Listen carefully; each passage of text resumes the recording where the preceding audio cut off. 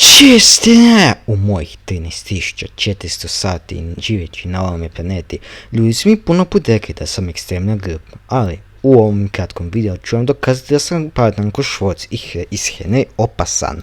A sad vi uživajte u ovoj kooperativi pjesme koju sam našao na internetu dok ja rešavam ovaj IQ kviz.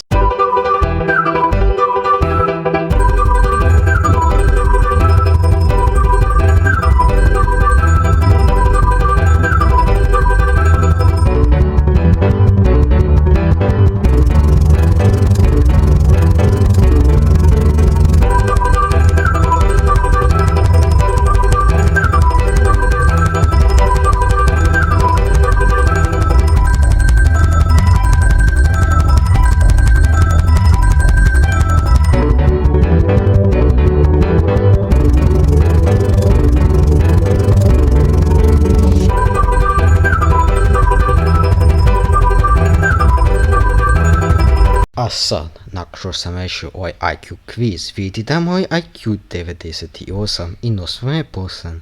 A sad, isto kao i vidite, to je jako dobar nivo za moju inteligentnost, jer ja nisam baš nešto inteligentan. U zaključku, ja sam inteligentan ko Švorc iz Hene opasan, a sad vi se prepratite i stavite rakat da mogu priuštiti Robux da se mogu obreći kao Švorc iz Hene opasnog.